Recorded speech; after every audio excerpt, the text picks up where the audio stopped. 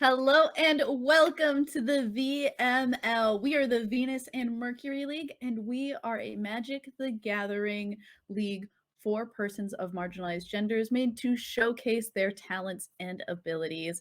Welcome to week one. I am Beky Bell, joined by the lovely, the amazing, the beautiful Skybilz. How you doing, Sky? Well, first of all, Becky, no, you. Also, how are you doing? It's wonderful to be here with you. VML season 7, where does the time go? And what a fantastic theme and set to join in on than Kamigawa Neon Dynasty. I'm so floored, so excited. It was one of those sets where I was like a little worried. I was like, is it going to stand up to the hype of the previous set or is it going to end up laying a little flat? And Wizards did a great job. The set does not disappoint. The standard format so far has proven to be really fun and I think is going to change and evolve a lot. And it's always kind of fun to start VML on a week one because you get to see kind of the like off the wall crazy decks that people bring to week one that like don't really stand the culling of time as we figure out like what are really the strongest cards in the format, but certainly are like very fun to see on week one. Certainly less Izzet and more Jeskai, am I right? Oh, yeah. I mean, Hinata is an insane card, so I'm not, like, too surprised that we're seeing something that is so potent. I mean, it was already a pretty much a deck before, and then you just, like, had a printing that said, "Things get cheaper for you, things get more expensive for your opponents." And it's just an auto include. So that is kind of one of the decks to beat going into this week. But for our players, we will be watching a little bit of Jeskai, a little bit of Izzet, a little bit of things kind of all over the place. We tried to give you some variety going into this week. And what do you say, Sky? You got anything to say before we get into our matches? Yeah, one last thing. So again, we're kind of seeing those tricolor combinations here. We're also seeing the emergence of Naya as well, and a little bit of those Naya runes making a little bit of an appearance as well as Orzhov too. Not quite the tricolor combination there, but Orzhov just an absolute juggernaut in this format with the Meat Hook Massacre seeing so many appearances right now. As if wiping the board wasn't enough, it's negative, negative. In addition to draining life, it's just so difficult to go up against. So just a few decks to think about as we're entering the current meta. Yep. And speaking of decks to think about while entering the current meta, let's take a look at our first feature match of the day. It is going to be Easley, who brought, I mean, we picked this matchup specifically because we saw this deck and we were like, this is dope. This is something that Sky and I both really wanted to see. And it is blue red vehicles. Yeah, I mean, who would imagine that vehicles would make a comeback? We've seen several now enter the fray here with Kamigawa Neon Dynasty here. So, a little bit of a breakdown here. And one of the things that I absolutely adore about VML is some of the choices that are made here, especially in the sideboard. You can kind of see that come together. I believe Mhm. that is a mind control in the sideboard, something that you don't see a lot of. And again, just assorted vehicles here. Just there's a lot going on here, a little bit of reconfigure action going Mhm. on. So again, just something to keep an eye out for. A braid, speaking of vehicles, also gaining way more power here as we're seeing more enchantments and artifacts in the format. Yeah, I'm also personally really excited for the Soaring Sky Thief, I believe is the name of the card that's in the sideboard. I feel like that's a card that I've only seen in like Commander as of recently, and it's been an absolute house in Commander, but there are so many important artifacts that were introduced in this last set that I'm excited to see that card that was printed what feels like almost 2 years ago now finally get like its moment to shine. Absolutely. My excitement card, Blizzard Blades. Big fan of that card. It's an Yes. aggro card. It's a mid-range card. It could be a control card. We'll see how it's applied here. We will. All right, let's see what Easley is going to be up against. And it is Emma who has brought a red green modification. It was so exciting to see. I like kind of wish that we were seeing both of these decks kind of go up against some of the like I guess, juggernauts of the format right now. Like, I wish we were getting to see, like, one of these off the wall decks get to, like, hold its own against a like the Hinata deck or the Runes deck. But I'm gonna be happy to watch them regardless. But I just wish I want to know how these do against some of those bigger decks. But you do see the Lizard Blades, the like Halana and Elena, and a card that I'm really excited to see, both Kodama of the West Tree and also Thundering Raiju are just very cool cards. Excited to see how they play in this deck. Yeah, Thunder and Raiju was definitely one that had caught my eye when I had seen this. But modification is typically, when you think about that, you think about limited, you think about what happens Mhm. within limited. But bringing it here to standard mechanic right off, fresh off of Kamigawa Neon Dynasty, very interested to see how that and the vehicles clash. I couldn't think of a better matchup here to begin season 7 here at the VML. Oh, I totally agree. So I'm ready to get into it. Let's see who's going to take home the first a week victory here at the VML week 1. Let's get into it. We will be watching from Easley's point of view here, and this seems like a pretty good start. It seems a little land light. I feel like you want to be making land drops up until like land 4 with this deck. But regardless, going to start off with a Storm Carved Coast, it looks like. Make sure that in case we don't draw lands, still going to be in an okay position. I'm glad that you mentioned lands, Becky, because this is the type of format you don't have a ton of non-basic lands. And we see that the closer and closer we get to rotation and more sets are coming out. So Bankbuster in particular can enter the battlefield this turn. That means more cards can be drawn, or automation here for increasing power right away off the bat for artifacts. Indeed. And already started out with a Kumano Faces. And this is kind of an interesting card. It's very aggressive, and you can already kind of tell the tempo of the deck now that this has come down. And it's going to be, oh, a great start again, as well as Lizard Blades enters the battlefield for Emma and gets a +1/+1 counter, which is huge for that double strike as well.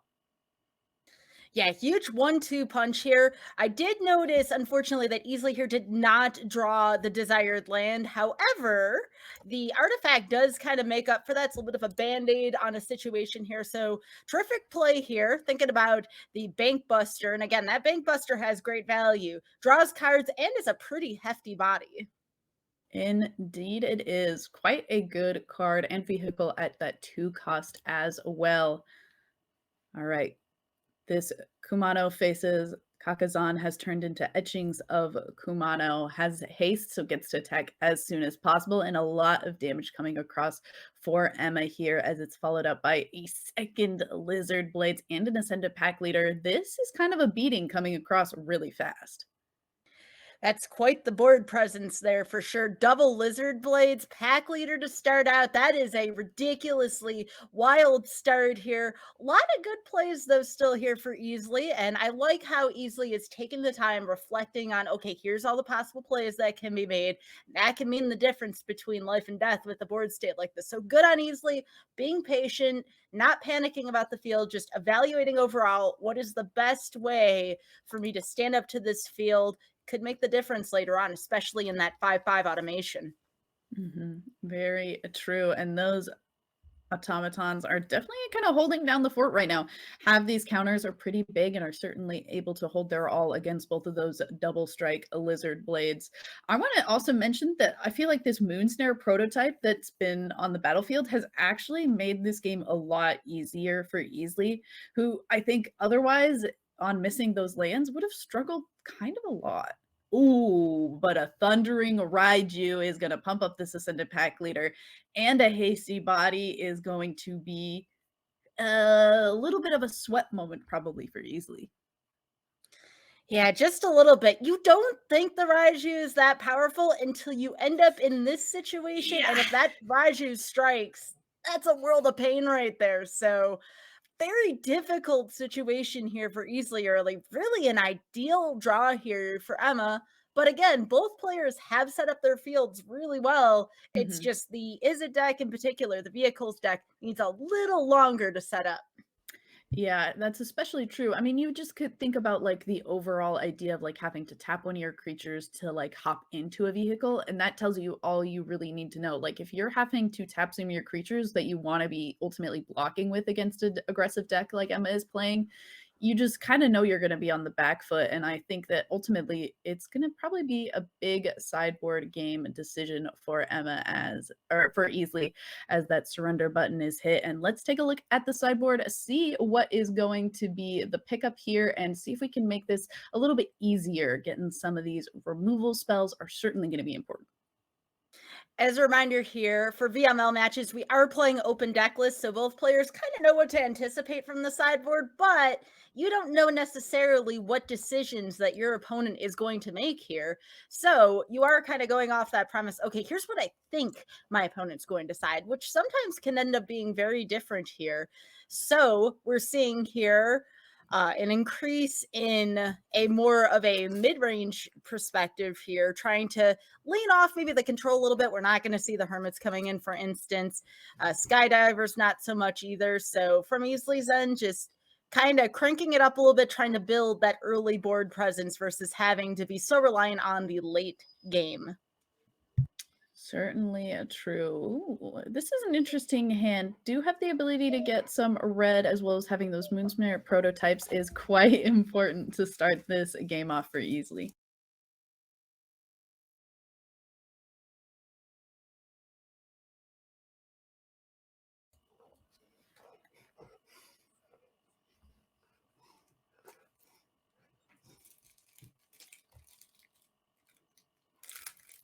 The game will be spiraling out of control there with Magda Brazen Outlaw. So again, a really nice 1-2-3 punch here. And again, 3, assuming that that treasure is going to drop here, all depends on Emma's interaction here.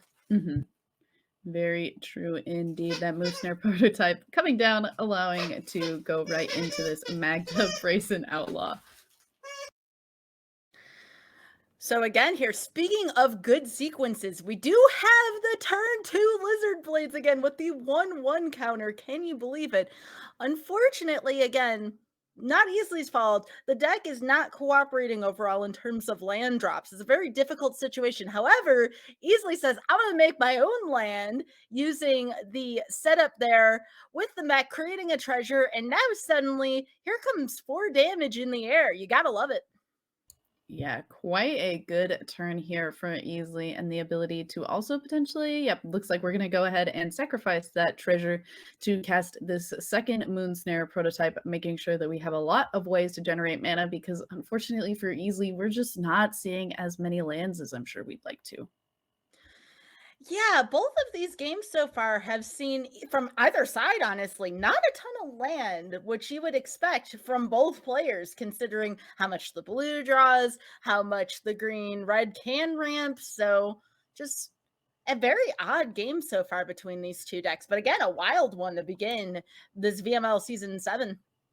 Oh, yes. Ooh, all right. Second Tezzeret drawn for turn, but we're just not quite able to cast it. So this Patchwork Automaton might just have to do. And staring down, kind of a lot of damage coming in from Emma's side. Also not seeing a ton of lands, but is able to reliably cast these spells, cheap spells, namely back and forth, that are kind of putting the hurt on Easley's life total so far at 12 to 15. Yeah, right now, if you're Emma, you're just going in, going in, going in, and not really thinking about too many consequences. If you see blue tapped out, that is the green light to just keep driving that damage through. And speaking of Oh, driving damage through, look at that.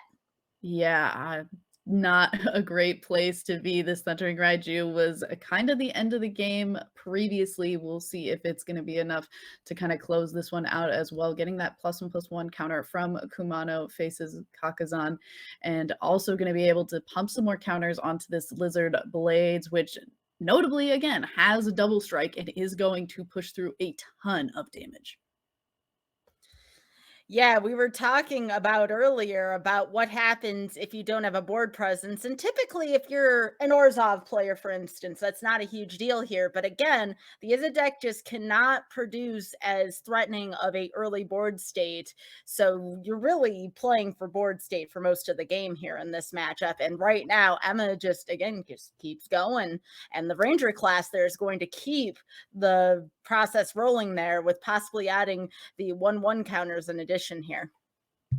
Ooh, but a nice little interaction there, the Moonsnare prototype, as well as a lot of the tre vehicles in the deck, allowing to tap this Magda Brazen Outlaw and generate a lot of treasures kind of for free. I mean, free in air quotes, but still for a pretty good rate considering that you don't actually have to put your Magda Brazen Outlaw into any sort of sticky situations in combat. And that does allow for this Tezzeret to be able to come down and hopefully make one of these artifacts into a 4/4 to do some blocking.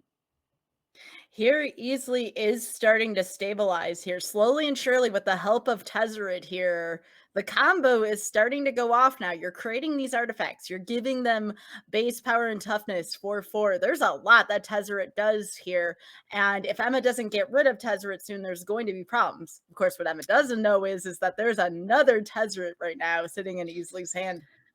I mean, lucky for Easley, Easley did mention that Tezzeret was one of the cards from Kamigawa Neon Dynasty that she was excited to see. So it just seems fitting that Tezzeret is trying to hold down the fort right now. Ooh, but both Ooh. Seiju, one of the new hot cards of the set to come out, is going to be making sure. I mean, at least we're going to be able to get a land off of this. But considering that the card in our hand is a repeat, a legendary repeat at that, of one on the board. That Beseiju taking down a creature, and especially one that was likely going to block and trade with the lizard blades, is certainly not exactly where you want to be.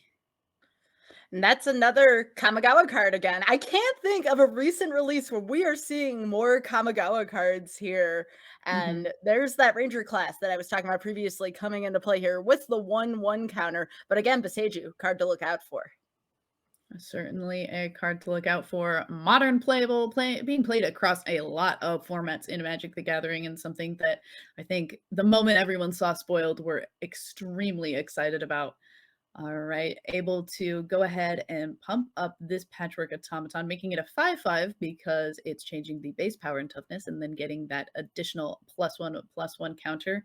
Thinking about potentially playing the second Tezzeret, and it's just hard because we have to make another target artifact into a creature, but our only other artifact will be tapped. So this Oh, okay, I guess, well, if we use okay, we can make the treasure into a 4/4, so that certainly works out a little bit better, but still only having 2 blockers and at 4 life, it seems like we're kinda just in a rough space.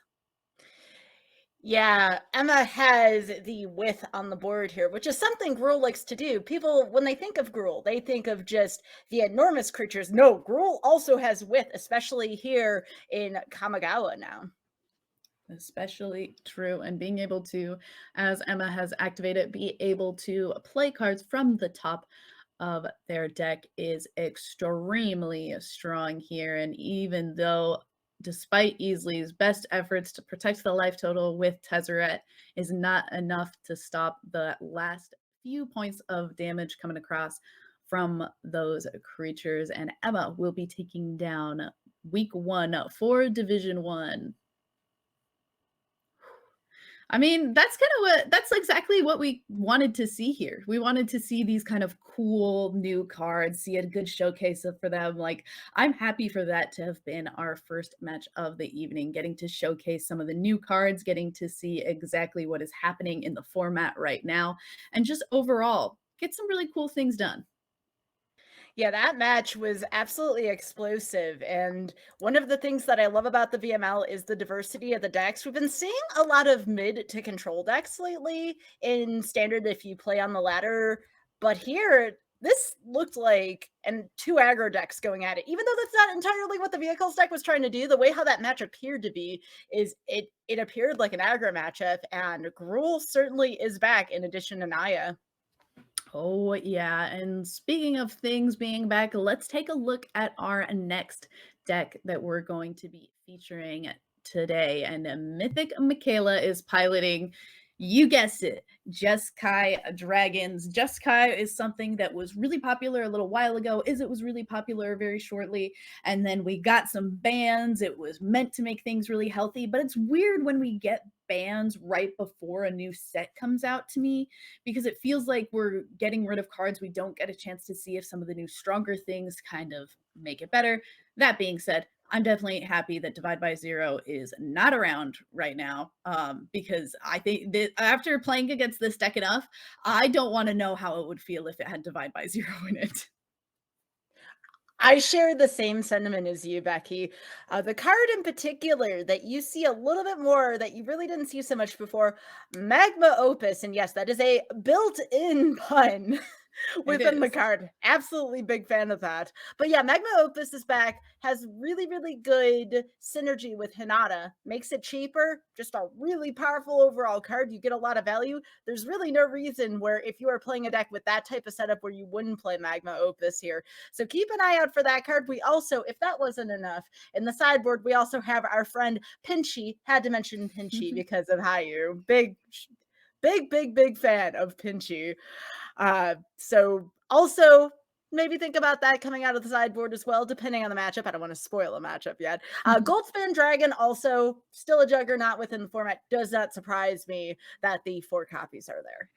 Yeah, I feel like we banned Divide by Zero, and the card that I really wish we would have banned was Goldspan Dragon. I understand some of the situations where maybe they're not wanting to ban this like super iconic card that is super cool and allows for a lot of really cool combos.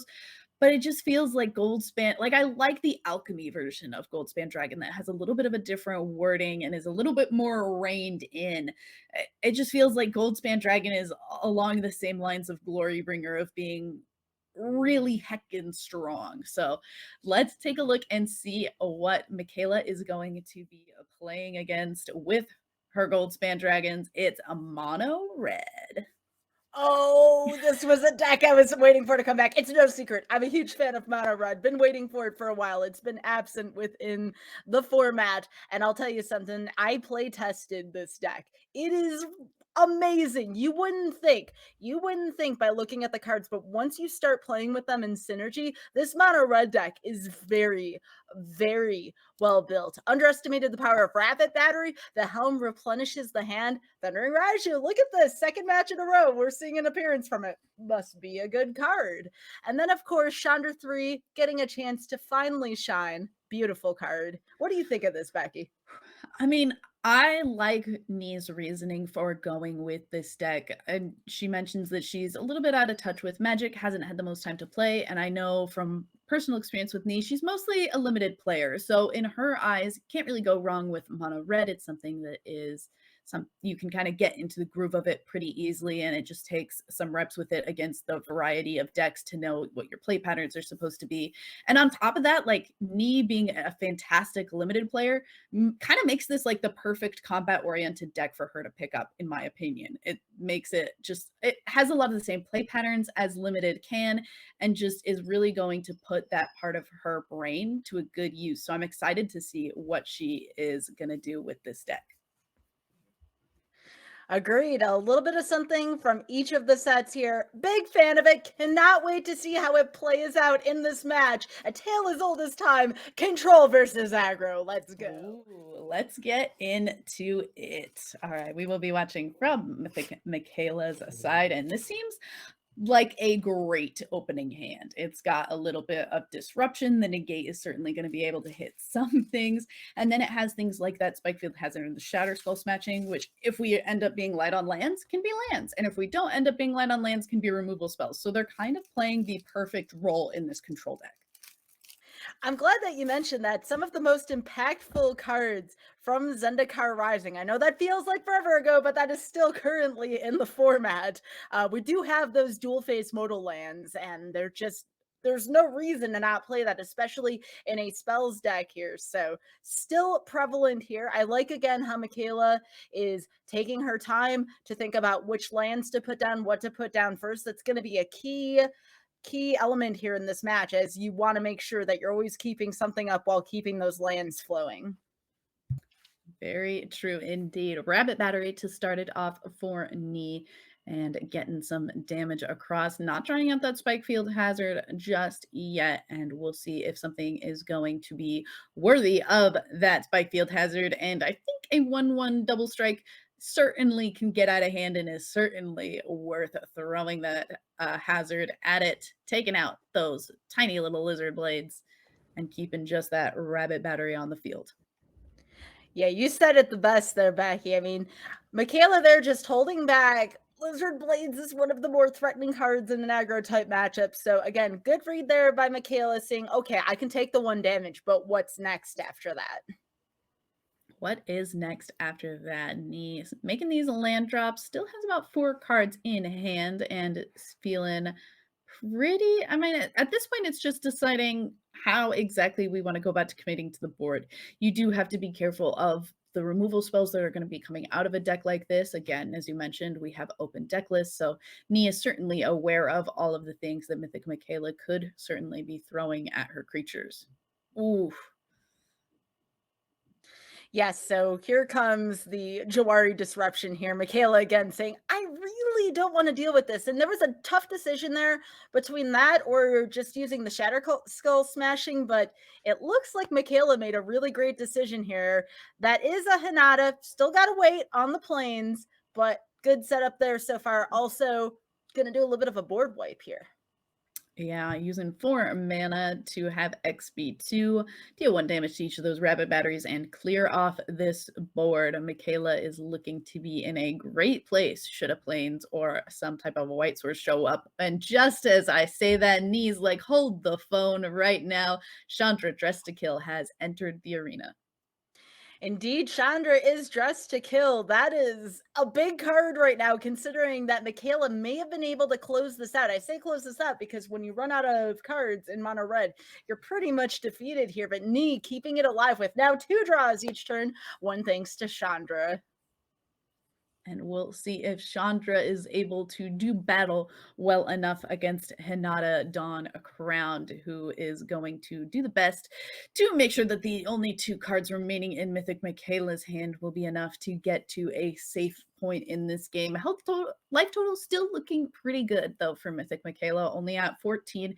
And with Justice Chandra on the battlefield, it feels like there's a little bit breathing room, but if you've played against Mono Red at any point in Magic's history, you know that that can go away really quickly. Yeah, Chandra is certainly keeping things alive right now. Nee opting to go for the damage there. Oh, speaking of which, Ooh. that is a Thundering Raiju here, and Thundering Raiju is a little bit of a tricky card against Hinata because when it attacks, it can put the 1/1 counter on itself, and it does trade with the Hinata. Ooh, Fading Hope to take care of that Thundering Raiju, at least for a moment, back to the hand and will allow for this Hinata to come across and hit Chandra down to 1. And now we will see if that Thundering Raiju is going to come out to play again or what exactly the play will be. And considering that Mythic Mikaela only has a negate in hand, that Thundering Raiju's got to be looking pretty good. It doesn't defend this Chandra, but you got to do what you got to do and you got to be getting some damage across. Yeah, damage there was prioritized there by Nee, going again for the +1 to add that, but a new competitor enters the battle. Oh, Reckless a Storm Seeker, a great card, especially against the control decks that kind of just want to go land go. And right here, you're going to see why this is such an important card in this matchup. Being able to flip into the werewolf side and give a little bit more haste and a little bit more power to whatever other creature is going to be coming onto the battlefield is a huge deal for this mono red deck. And it's forced Hinata Dawncrown to stay back. One of the most explosive things about this match is now Nee doesn't know this, but if that was a Magma Opus in Mikaela's hand, this would be such a close match for Mikaela being able to stabilize here. But just sometimes land draws happen, but that just shows you how awesome of a matchup this is because now Mono Red is able to stabilize by drawing more cards than usual. Once we get into game 2 and maybe game 3, just something to look out for. How many cards does each person draw? And we haven't seen Mythic Mikaela's deck do a ton of drawing on that note. I mean, there are things like expressive iteration with in her deck, but there aren't a ton of other ways to do a lot of drawing aside from Prismari command. And if you're not getting a lot of that aggressive card draw from things like maybe cycling magma opuses or some other two of the other cards that I just mentioned, you do kind of end up in this rough place against an aggro deck where you wish you were doing a little bit more. So hopefully the sideboard is going to alleviate some of these problems that we were just facing. And look at that, Cinderclasm is kind of exactly the answer I bet Mikaela is hoping for. Yeah, Cinderclasm is going to be a card for sure that will turn the tide of the match should it be drawn. Also, Prismari Command can also deal some damage here. This second match is going to be all about, and again, if the third match happens, all about board control here for Mikaela. Ooh, a mulligan to 6, but this 6 looks extremely potent. Has things like that Smoldering Egg that will be able to do a lot of blocking. Has up to 3 lands should we not draw some lands and want to use the Spikefield Hazard. Trying to decide if we get rid of the Magma Opus or the Goldspan Dragon. Decide to go by putting the Magma Opus on the bottom of the library. That Goldspan Dragon is just so good if you can get it into play. Yeah, you were compared it to Glorybringer earlier, and I had to think about that for a second. That's going back to Amonkhet there, and I'm like, yeah, it was a dominant card in the format back then too. Mhm. So that is a land draw there for Mikaela. So again, just excellent potential for control of the field so far using the dragon component of this deck as opposed to the opus part of this deck. And I like that you have the potential to kind of sideboard into this sort of thing. Smoldering Egg now going to do its best job of making sure that things don't get too out of hand over here. We got to make everybody calm down. No damage, please. Voldaren Epicure will be able to do a little bit of damage from entering the battlefield, but won't be able to get through the O4 body of the Smoldering Egg. Yes, and it's not every day that you get to see, of all things, a Voldaren Epic here as a 2/2. What is going on right now in Magic that this is a thing? It's just, again, mark it on the list as something that you just don't see every day. And speaking of things you don't see every day, that is one of two Cinderclasms there in the deck for Mikaela, being able to perform just a little bit more control. And again, going back to this isn't necessarily a match about life per se. For Mikaela, it's about board control here. And beautifully said, that expressive iteration, able to find a land, which is very important. The Spikefield Hazard in hand can become a land, but I certainly would believe that Mythic Mikaela doesn't want to end up using it as a land, wants to be using it as a removal spell for some of these smaller creatures. And with that use of the blood token, Voldaren Epicure is just actually so good. It does a little bit of damage. It's a nice, cheap body to get onto the battlefield. And blood kind of does exactly what mono red kind of needs in a lot of these formats. Allows for you to discard land cards and try to draw into some other piece of gas. And with that, we do see the Reckless Storm Seeker coming across. Hasty body, werewolf in play, making Mikaela make action, or else I will become a wolf. This is a exceedingly tough spot for Mikaela to be in right now because we're seeing the Hinata. You gotta Mhm. be careful with that dual land because once you put it on one side, you cannot flip it to the other. So Oh, now I wish Mikaela you has could. to I've choose. done it so wrong so many times. I mean, haven't we all? I mean, that is a thing that happens. So Mikaela here saying, okay, I'm going to go with the Hinata here. You have to admire that Hinata also can help protect the board as well with it taxing the opponent. So there definitely is a lane for that play. So tough call there by Mikaela. Could pay off long term if we see another opus. Now, remember, one of the opuses is at the bottom of the deck. So there are 3 more. Could be anywhere in the deck, though. That's just how Magic goes. Mhm. Very true. And knee with, I believe it looks like 4 cards in a hand has got to be a little bit worrisome. 4 cards is kind of a lot for the mono red deck. And now that this mono red deck is sitting 4 cards in hand, 4 lands in play, the world is kind of mono red's oyster. You can just do so much. You can start to do double spells. You can play things like a Thundering Raiju. It's no Glory Bringer. It's no Goldspan Dragon, but Thundering Raiju certainly is quite potent on its own. And with 4 power and a hasty body, ooh, it looks like Knee is deciding to commit a lot of these creatures to the red zone. Yeah, I mean, this is a tough play here. Do you just swing with your big one with Thunder and Raju here? Do you risk the rest of your board? Only 2 counters right now on the Smoldering Egg as well, so still a little bit of time. But again, kind of forcing the play there with Hinata. I'm interested to see how Mikaela blocks. Yeah, that's pretty standard fare for what we're seeing so far. Yeah, going for saving as much life as possible by blocking that 3/3 while also taking care of the Reckless Stormseeker, which gives anything else that enters the battlefield haste. That's just not something that you want to be dealing with if you're Mikaela. But going to 6 starts to put you on kind of the back foot. That's just like one creature coming across from a play with fire being enough to finish this game off. Yes, Mikaela was probably hoping for another red source there. And while there is another red source in Mikaela's hand, it is a spike field hazard, which comes into play tapped for the backside of that. So Mikaela literally one toughness away from possibly winning this game. It's tough. A lot of tough decisions here. A lot of different ways in which Mikaela could handle this. Mhm. Very, very true. And it looks like we're just going to be thinking exactly what is the right play here. This flipped side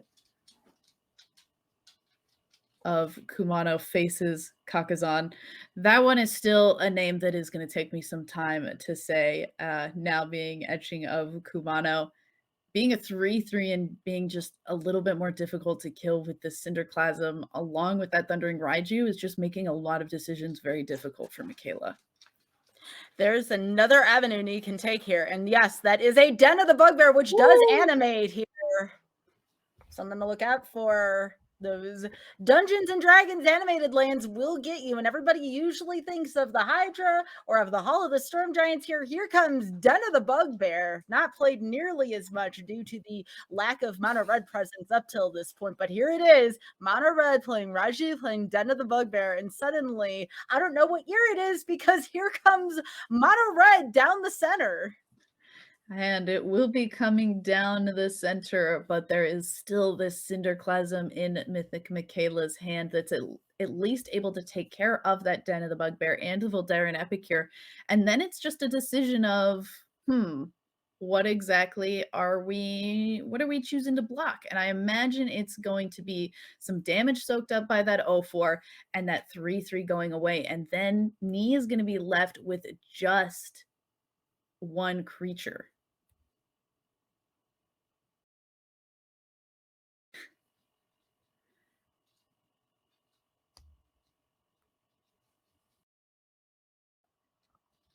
The Den of the Bugbears is gone. I mean, this is ridiculous the way this field was set up. Mikaela making just an excellent call here with the Cinderclasm and being able to now reduce this field down to 1. However, it is important to remember that Mikaela still is at 6 life. That's not much with a second Den of the Bugbear looming in the background. Very true indeed. And this Hinata Dawn Crown can also come right back. Second copy now hanging out on the board for Mythic Mikaela, and a big enough body to at least face off against this etching of Kumano. So now we have the second Hinata here. There is still that Den of the Bugbear in the back. I'm just thinking about all the possible scenarios here to which trying to see how many cards are left in the hand there. Looks like 4 still for Nee because again, remember Nee did animate the Den of the Bugbear last turn. Just so you do not get to this stage of taking a look at how many lands are and you just see mono red still with so many cards in hand. That just goes to show you that the draw in mono red just makes this unbelievably potent here. Extremely true. Den of the Bugbear indeed activating, but with burning hands. Cheapened by the Hinata Dawn Crown, able to take out that second copy of Den of the Bugbear and a Cinderclasm. An absolutely great draw that should just keep Mikaela feeling a little bit more safe should anything start to get too out of hand. Yes, speaking out of hand, here comes The one, the only Goldspan dragon. Now, here's the difficult part for Mikaela. You have to balance. You want to end this game. You're at 6 life against Mono Red. It's game 2. You've lost game 1. Getting out of this game is an absolute high priority, but you also have to defend yourself so you don't lose the whole match. So this is a really tough position for Mikaela to be in, considering that there are 3 more Thunder Crashies in the opponent's deck. It's a tough spot to be in. It really is, but you've got to start to try to come back into this game at some point. There has to be a point where you decide, okay, I can start trying to go across the red zone with my creatures, but maybe right now isn't quite that time. Maybe we want to just be a little more safe. And with hovering on that no attack button and go ahead to commit to it, it looks like that's going to be Mythic Mikaela's decision. Yeah, it was a tough decision indeed, because you can attack with the Goldspan and now you have Cinderclasm open, or you can keep your guard essentially down with only 1 creature, and then your decision making becomes a lot less prevalent, because you'll go from 1/4/4, 2/4/4s to 1/4/4 without that. Speaking of not a lot of options, that is a vortex that just Ooh. went down. Wow. The Roiling Vortex might single-handedly just change the stride of this game. And for those of you who don't know, Roiling Vortex does 1 damage to each player on their upkeep. And if they cast a spell for free, it deals 5 damage. So with Mythic Mikaela now at 4, that is a 4-turn clock. Now, Mythic Mikaela could decide to start doing some damage right back and kind of make this try to go in her favor, or it is certainly scary, especially when a land was the draw for turn. There will be at the point 3 cards still left with that blood, which is able to discard a possible land. There is just so many variables right now. Mikaela's in a really rough spot as a result. Could go with the Hall of the Storm Giants to try to drive in a lot of damage, but again, then you're giving up your defenses. Exactly true. A damage to knee from that Roiling Vortex and a draw for the turn.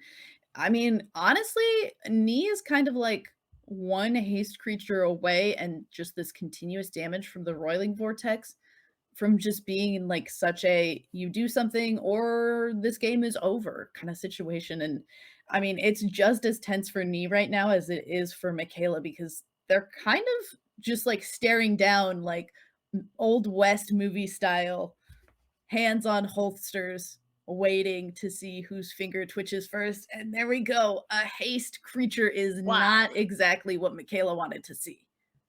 No, absolutely not. And one of the biggest things in this matchup right now for me is the power of the +1/+1 counter. It has kept Nee alive so much against those Cinderclasms, and just unbelievable. And all Nee has to do at this point is just hold the fort with the Roiling Vortex. It doesn't have to look fancy, but that Vortex will get across the finish line. There's not really much, if anything, that interacts with enchantments here in Mikaela's 75. Exactly true. And even with this haste creature, it's still not looking like a super great attack for me because of this Hall of the Storm Giants. It looks like we're going to hover over this attack and maybe just force the matter, but it is certainly not going to be met by anything other than a giant from the depths of the ocean. Or a cinderclasm. We could be met by a bunch of burning, hurting too. Ooh, alright. This actually is kind of huge for big well, it could have been huge if there would have also been a way to keep our creatures alive, but, now with just the smoldering egg, I guess we also again, have this Hall of the Storm Giants. Some damage could eventually still come across, but 3 cards in Nee's hand to the none that are in Mikaela's and this Roiling Vortex slowly ticking down. Not so slowly now that 2 creatures have been committed to the board. This is looking to be really rough.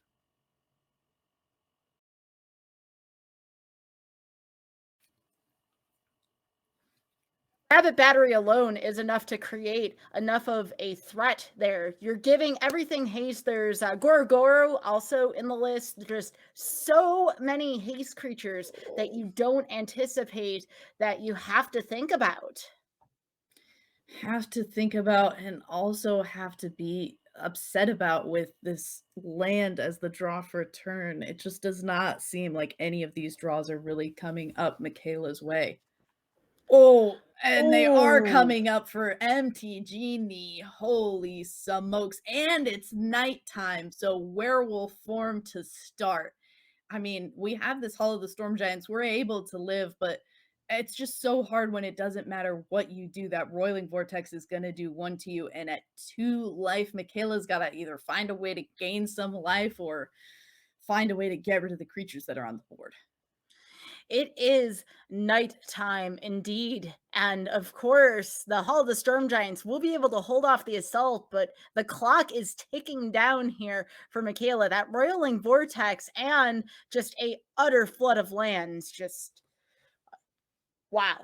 I don't even know what to Wow. say. Just mono red doing mono red things. I cannot believe that the red deck drew more cards overall in this match than the blue deck. You never would expect to see that coming. But mono red is back, and that may be one of my favorite builds that I have seen of mono red since rotation. GG to both players, Mikaela and me both playing exceedingly well, just a really difficult deal with all of the lands on Mikaela's end. But again, I don't think we've seen the last of this Jeskai deck nor Oh, Hinata no. in this standard. No way.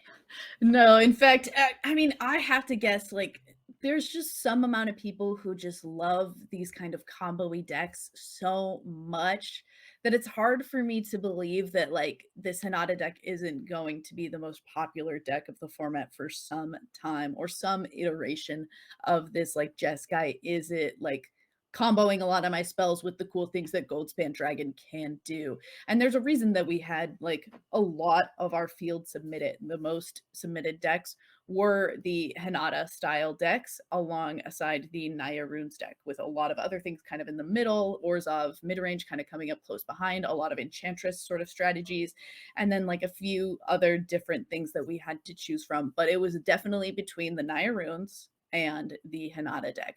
And it's hard because as a person playing the runes deck, the Hinata matchup is not that easy. If they're able to board into a lot of things that take care of your creatures, you're in a kind of tough situation. So if the two most popular decks end up in a place where one of them is strictly better than the other, it just makes me really concerned for this deck potentially getting to be a little too oppressive. But the mono red deck, a great call, good strategy to be bringing against these more controlling strategies. And I definitely agree. We will likely be seeing more of mono red in the future.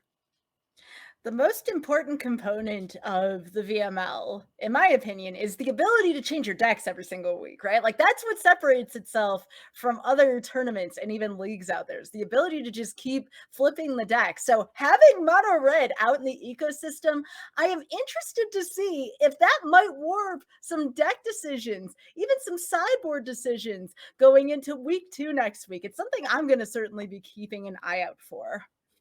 That's something I'll be keeping an eye out for as well. But with that in mind, let's take a look at some of the other decks that were submitted into this week and get into our third match of Magic in week 1.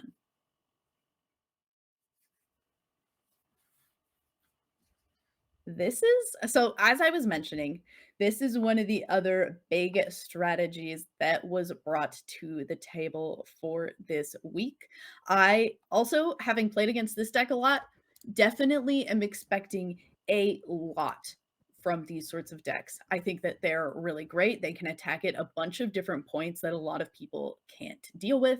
And I think that these Orzhov midrange decks are extremely resilient. They can play an aggressive game, they can play a controlling game, and they don't really care about their creatures dying the way a lot of other creature decks in the format right now do. And I think that that just makes this deck one of the decks to watch going forward into the format.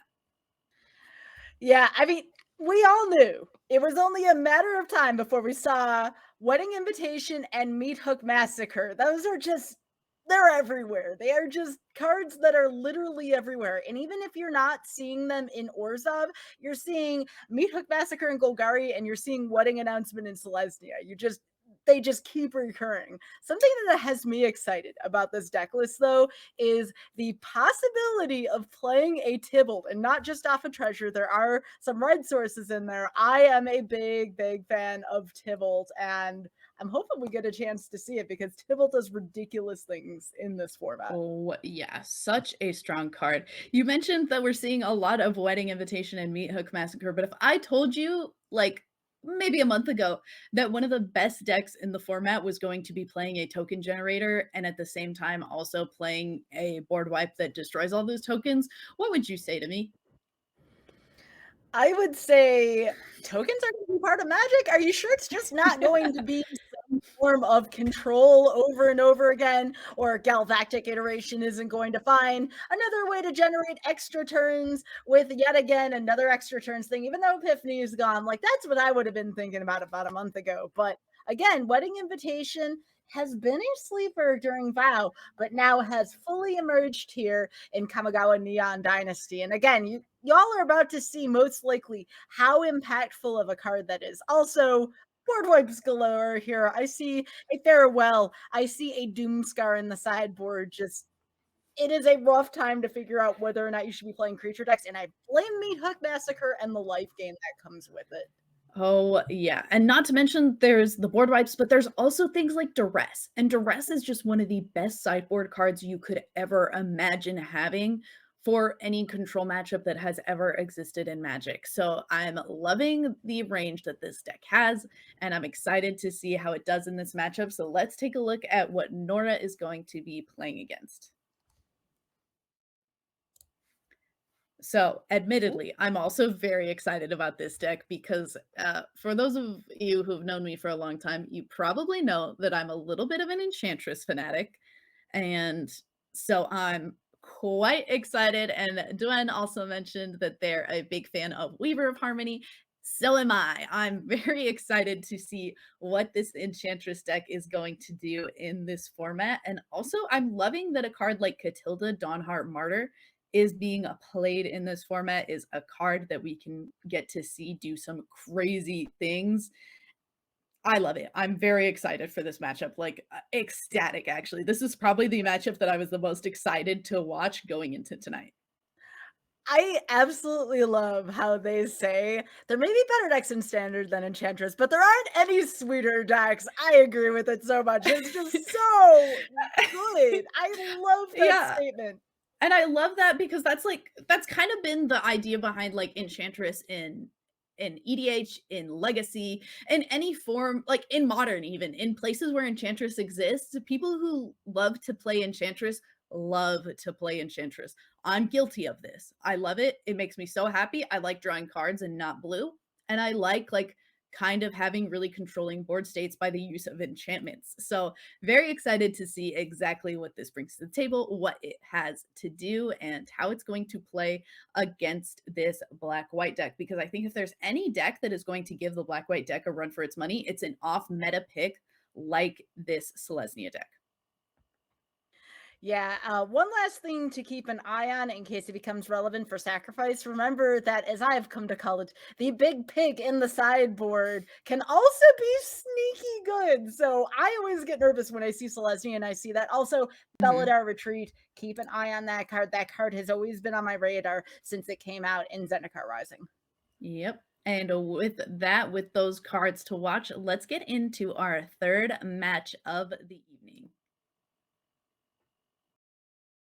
Ooh, all right. So Ooh. we get to see both sides. That does not look like it is quite a keepable hand for Nora here. Unfortunately, seems like it's going to be a little bit too rough. So not going to go ahead and we are keeping it. Okay, enough MDFCs that we're not too worried about it. Going to just go ahead and play those spells and lands and hope for the best, it seems. I think the call's very awesome and bold because again, you do have a little bit of removal to catch up. You can confiscate one of the cards out of their hand. You can hustle with aspirin. Nora's hand is very versatile, and once you get past that risk associated with lands, I think it's a very bold but good keep. But Again, that's the aggro player in me talking.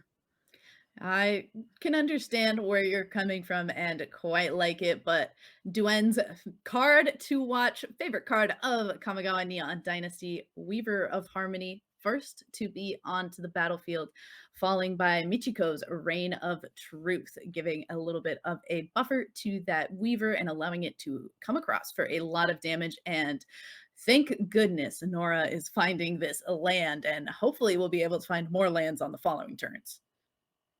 That was a key draw for Nora there indeed. So no double black yet, and that is going to be necessary if you want to cast those Lullis and those Sorens. But one more lane does get to Edgar, Vanishing Verse being there to help fend the situation off from the field. So a lot of interesting possibilities here for Nora. So again, just a lot to take in. Nothing wrong with being in the tank here. It's a tough matchup. Certainly a tough matchup and another +1/+1 counter going on to that Luminarch aspirant and getting into the red zone. And with that damage and decision, it looks like a Vanishing Verse is going to take care of Weaver of Harmony. Don't want to be getting any more damage onto our life total. 13 is already low enough for this state in the game. And with an Edgar Charmed Groom to draw and not a land, it looks like Valky, God of Lies, is going to be the play for Nora, followed by that Hollowed Haunting that is going to be a nice card to really pump up Duen's deck. I really enjoyed the fact that you called it God of Lies as it revealed no creature cards in the hand. I felt like the timing there was really good, Becky. I appreciate that. So Thank you. we do get to see a little bit of Hallowed Haunting action here, but again, looks like we're going to be entering a little bit of a board control match here. The Haunting is going to be creating creatures, and those enchantments are going to be getting rid of creatures here. And suddenly,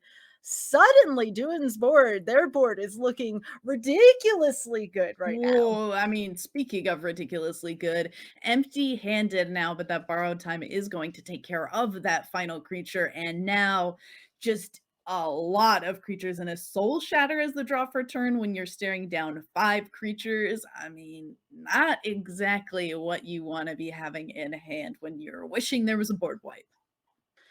Yeah, and Nora's probably thinking, well, I got some board wipes in the sideboard at least. I mean, this is just too tough of a board. Totally understand and respect the concede there. Onwards to game 2, and look at all of those sweet, sweet board wipes if you are Nora.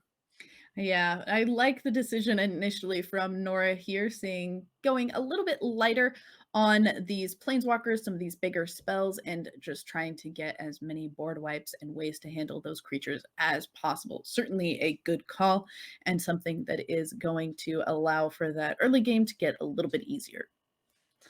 Yeah, looking this over, I mean, there are so many board wipes in standard right now. Genuinely have lost count. And looking at Nora's sideboard, it's just, excuse me, what? Why are there so many wipes? And remember, this doesn't even take into account the Meat Hook Massacre, which is a very powerful card.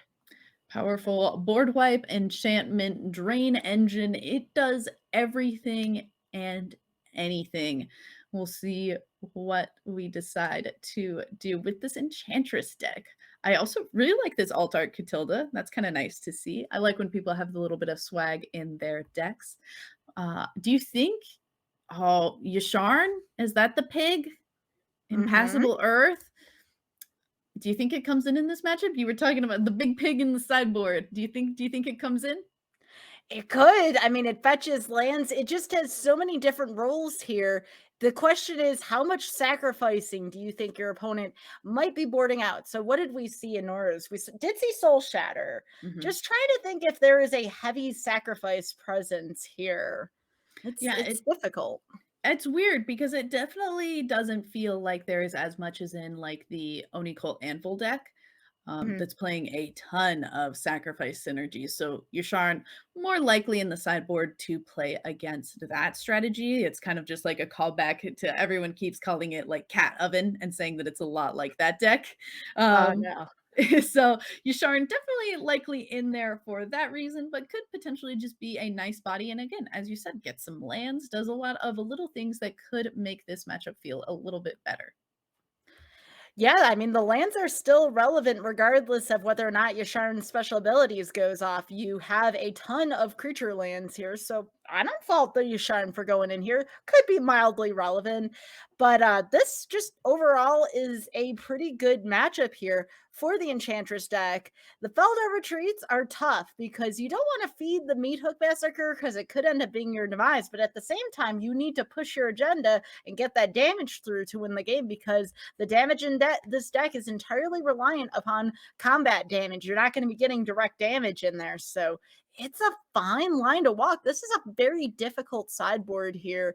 And I do not, at any reason, fault for any amount of time in the tank here. It's just not easy. Not easy at all here. Certainly not easy. And with that, I think that hand is going straight back for Duen. Yep, sent back. Gonna look at 7 new cards and get rid of one of them. And it looks like Nora has a pretty strong hand here to start off as well. How many mulligans did we just see there, like between both players? I lost 3. track. Wow. We saw 3. I think Nora went twice and Duen did 1. So, yeah, some mulligans, but I mean, you gotta go and be kind of aggressive with your mulliganing when you're playing against matchups like this. You can, since it's not like really playing against an aggro deck, you can be down on cards just to make sure that the cards that you end up with in hand are the right ones.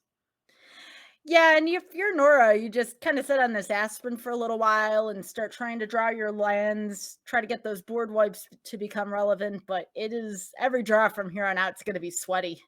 Oh, for sure. As Weaver of Harmony was the start last game, is going to be the start of this game for Duen as well. But being on the play, Nora with this Luminarch Aspirant at 3 toughness now is going to be trying to do as much of a beating as possible. Yeah, so probably going to see the wedding announcement most likely here. It has so much value. No, going with Catilda here. I like it. Ooh, I like going for the Catilda as well, making sure that it gets down and can get buffed by all of the other enchantments that we plan to play between that wedding announcement and that spirited companion. Has that's I'm excited to see what this Catilda is gonna do. Oh, big same too. I was trying to look at the art and I'm like, wait, that's Catilda. That is a great Mhm. card for this deck. Big fan. Big So fan as well, and now it looks like we're gonna see this wedding announcement. Who's getting married? I wanna know. well, isn't there a little bit of lore that plays into that wedding? There's a lot of bit lore that plays into that wedding, but, you know, I respect Olivia and her decision, and it seems like she got a good deal out of it, and, you know, Edgar's cool too. Edgar's fine. Yeah, Egger's just pretty all right all around. So we did see a duplication there, by the way, of the wedding announcement. I really enjoyed that aspect of seeing Weaver of Harmony do Mhm. duplication deeds there. Now, Adeline down the line here, and you can't help but wonder how will the opponent respond here? And looks like some standard fair blocks. Makes sense. Yeah. It's hard. You gotta kind of walk the line of how much how much damage do I want to take? How much do I want to trade with? How much do I want to keep on my side of the board? And it looks like we're going to kind of do a little bit of saving ourselves some damage while also going ahead and keeping one of those 1/1s from the wedding announcement. And now the good dog itself, spirited companion, onto the battlefield, drawing a card and lands galore the draws for Duen here. For the record, that is not the pupper's fault. The pupper did its Yes, best. I agree. I would never fault a pupper. Absolutely never. Ooh, but power word kill takes care of that Catilda that was on the battlefield. However, fear not, Duen has another copy of Catilda in hand and is immediately able to follow it up.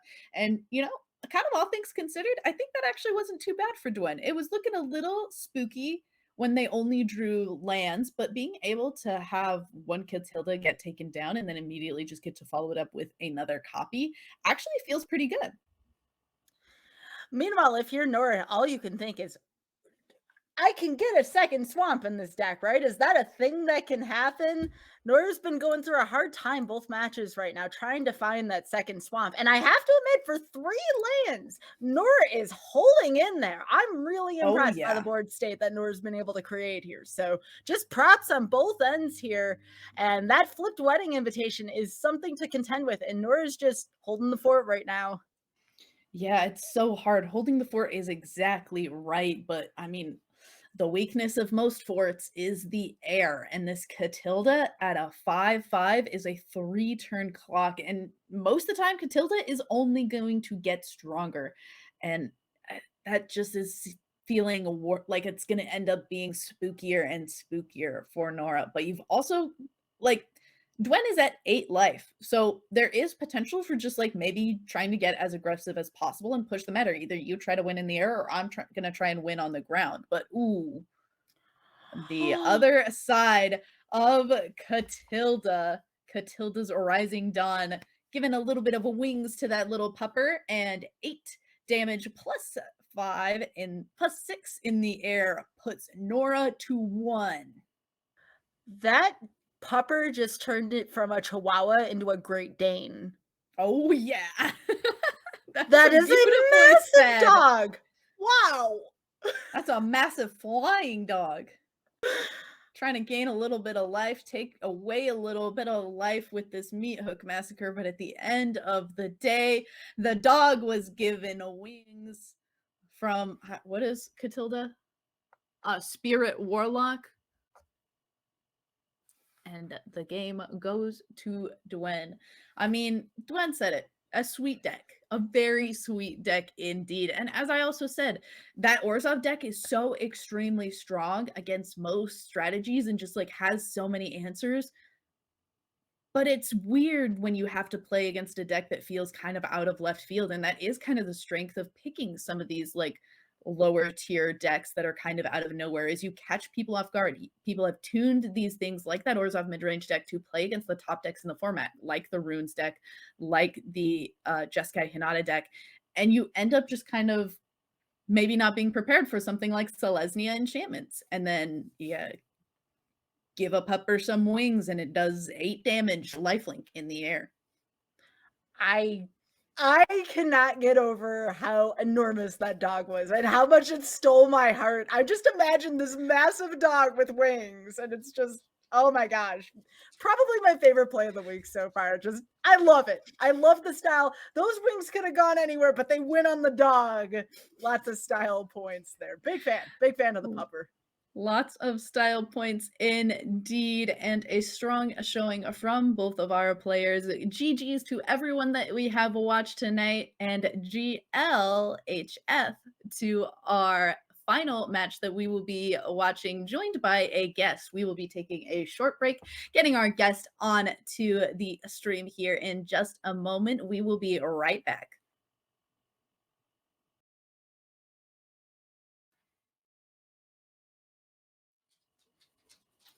Hello and welcome back, and welcome to our special guest. Megan, do you want to go ahead and introduce yourself? Tell people what they need to know about you. Oh yeah, hey everybody. Thank you so much for having me. Look at my fancy frame. Special Isn't guest it? above it. I feel Yeah. very fancy. Yeah, I am from Good Luck High Five, which is a podcast, or 2 podcasts technically, that are all about Magic. Our main podcast, Good Luck High Five, talks a lot about drafting, but we'll also talk about what's hot in different constructed formats. We just love playing. Mostly we say it's a podcast for you if you love playing Magic. Come check it out. And then we also have the Upkeep, which is news in 10 minutes or less, all of the Magic news that you need every Monday. So that's me. Lovely. All right. Skybilz has prepared some questions for you. We're interested, before we get into our final game, to know a little bit more about you, about what you do, and about some cards that you like. So Skybilz, take it away. So you actually answered my first question, Megan. I had, would you like to tell us about Good Luck High Five and what y'all do? So you're already ahead of the curve there. I'm impressed. right. That's awesome. So I'm instead going to ask, do you have any memorable episodes of Good Luck High Five? Also, how long have you all been on the air? Oh man, we are coming up on 500 episodes. We will Whoa. hit that Wow. later this year.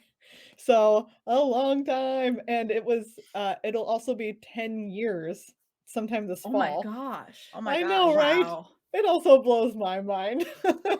But every 100th episode, so 100, 200, 300, and 400, we always do a musical episode where we have our friend who plays keys, will come in and play for us, and we make up songs for the entire episode. It's What? ridiculous. That's so cool. It's really, really fun. One of my favorite recent songs was, I think, I'm trying to remember, the name was something along the lines of like "Magic is Dying," because we all know all the time people love to say magic is dying. So They really do love to say that. Oh goodness. So speaking of magic and it not dying, it is very much alive right now. yes, Loving Izzet very. right The now. only thing that's dying are my creatures to meet Hook Massacre. Yeah, Yes. that's true. It comes for them. So, what is your favorite card, Megan, from Kamigawa Neon Dynasty, and why? Oh wow, what a question.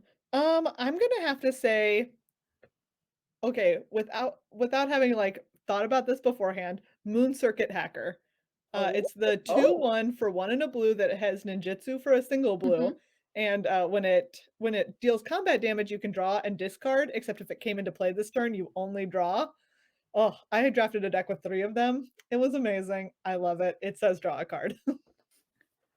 We all love one-mana creatures that say draw a card. Like, I love Yes, me a Fairy Miscreant, and you always want to draft multiple of those. So I exactly. relate at least a little bit here. well, speaking of draw a card, what is your most memorable game of Magic and why? And by extension, what format was it? Wow. Oh my goodness. That is very challenging. You can just come up with like the first thing that comes into your mind when you Yeah, think of like Yeah. a memorable moment. yeah. I think that my most memorable one was I used to be a Modern Elves player. This is like Ooh. a lot, right? This is like a long time ago. I'm talking like 2016 or 2017, something like that. And I played it at a GP and I was like X1 and 1 going into the last round of day 1. And I was like, I don't I swear to goodness, if I don't make it, I'm gonna be so mad, especially after that draw. But it was against Spirits, which is a very good matchup for elves. Mhm. And I just remember the feeling of relief. I think because the draw was on there, right? Like it was the Yeah. Yeah. X1 and 1 specifically that when I got that win, I was like, oh man.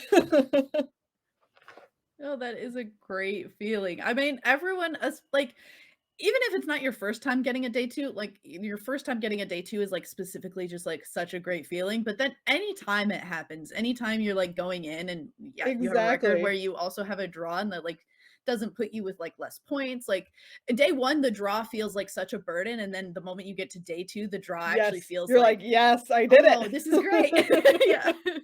Exactly. And at the time, yeah, I certainly didn't have enough day twos like under my belt where it was like no big deal to me. I was still very much like in the early, it was like my second or third, maybe. I can't think of a time where I've gotten a day 2 where I wasn't ecstatic, Yeah, so I exactly. the first one was special, sure, but they've all been special. They Yeah. always will all be special. Yeah.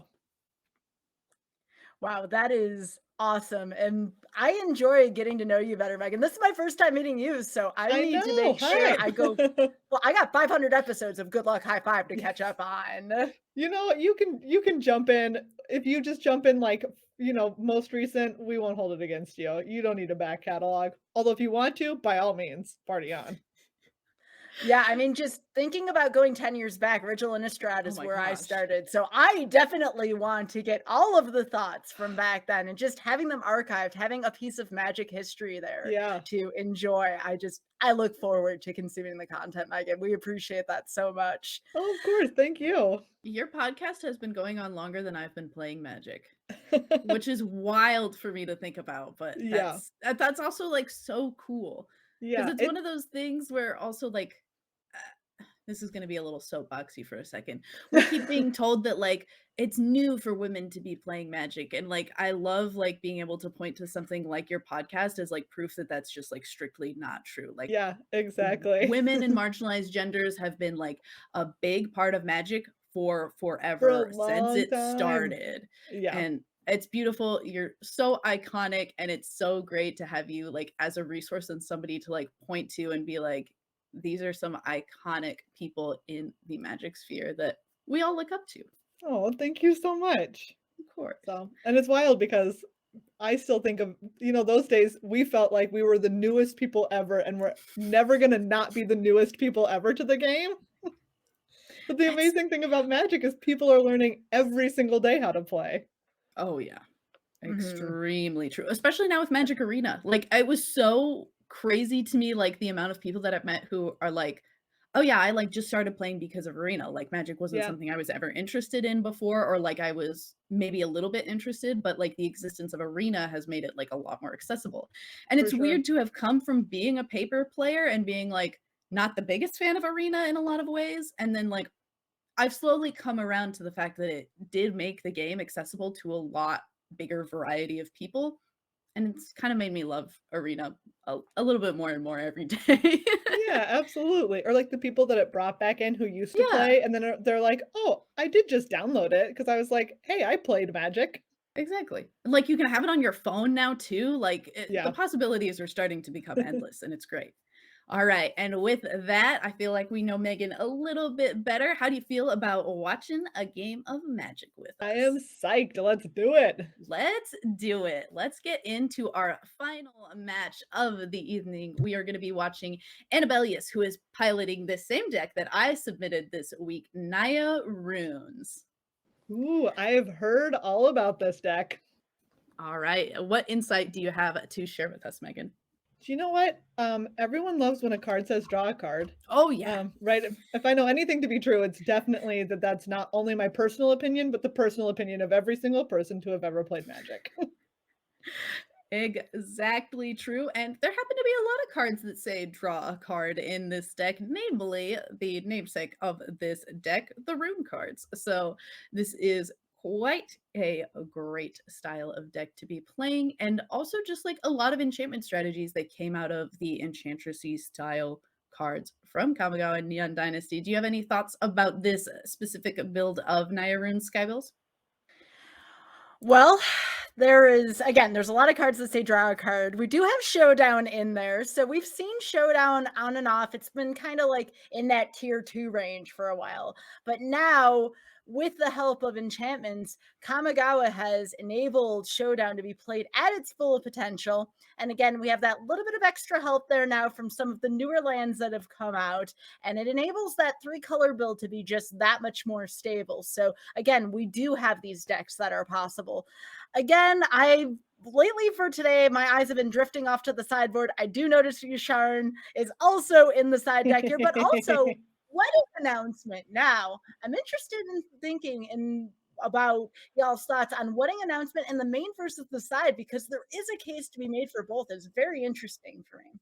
Yeah, as somebody who has played the Naya Runes decks and submitted it as my deck this week, I personally like it more in the sideboard. It doesn't do anything for you that's unique in the main board. There is a unique card in this main board that I am a big fan of, and that is the Hallowed Haunting, which does bring kind of a different axis and resilience to board wipes that the wedding announcement can, but once the moment it flips, it doesn't anymore. And I think that the Hallowed Haunting is just a little bit more potent. Is there anything that looks extremely spicy about this to you, Megan? I'm just so excited to see Showdown of the Scalds back in action. Oh, yeah. It had to take a little hiatus where it didn't have enough going on. So I know that it's not necessarily the spiciest card, but it's just one that I am personally really happy to see back in action. Oh, yeah, and we'll see who else is back in action. Let's take a look at Annabelious's opponent for this week and what deck they are piloting. It is a Jen Crotts who has brought Grixis Dragons. This is certainly a spicy deck. When I was making this slide and writing down the cards to watch, I felt like I was trying to name every single creature that was available in this deck because there are some sweet ones here. How are you feeling about it, looking at it at first blush and the sideboard, since you're liking talking about the sideboard, Skybilz? Oh, now you tell me sideboard, but I'm looking at the main board right now. Is that Kaido? It is Kaido. I have to talk about this for a second. Okay. Kaido has so much potential. So again, we love cards that say draw a card on it, right? We Well, all do. You make an unblockable, it shields itself. It kind of phases out there for a turn. And now suddenly you're able to start drawing cards, even off the combat. Worst case, you draw them discard. But Kaido is such a powerhouse. And then Kyrie as well is in there. Just so many new spicy Kamigawa cards. It's almost like Kamigawa Mythics, the silver bullets in this Grixis Dragons deck. I will honor, though, what you told me about the side deck, though. It looks like we have some heated debates in here, which, you see that occasionally. I think that's Disdainful Stroke there.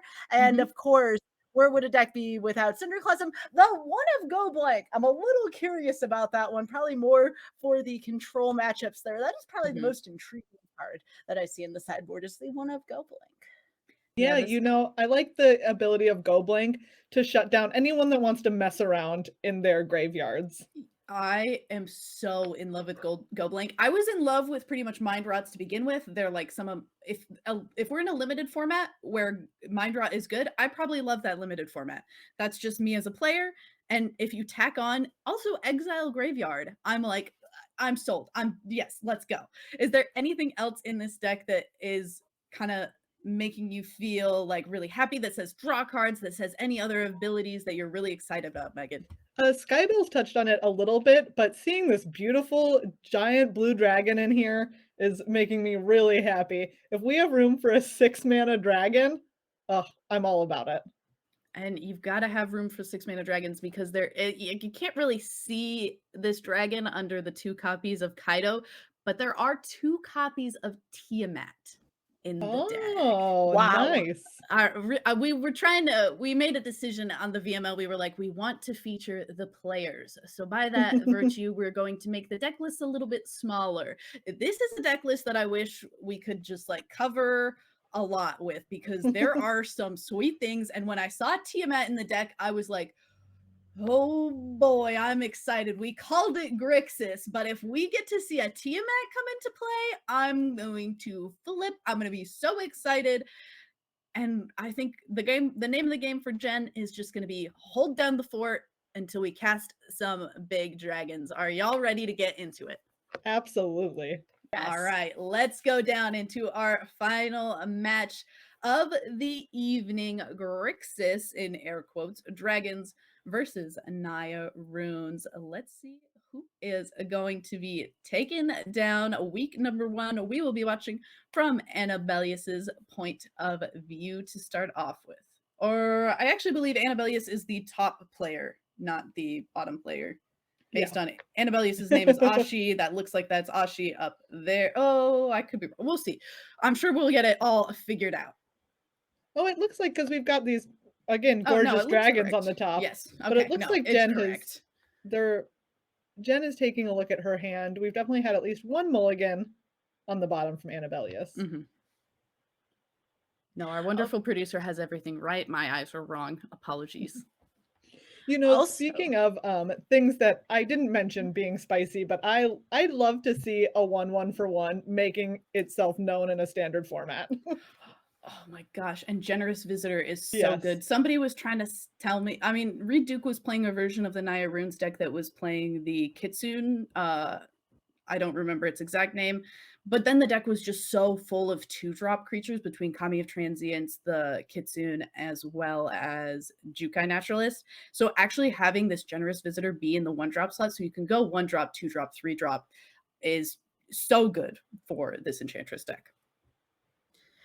This is one of the best 5s that I've seen on Jen's side. I mean, you have Dragonfire into Kaido, so you can stabilize immediately with getting those draws. So if you had to pick a 5 from that deck, that is one of the strongest 5s that you could possibly get. So good news there for Jen.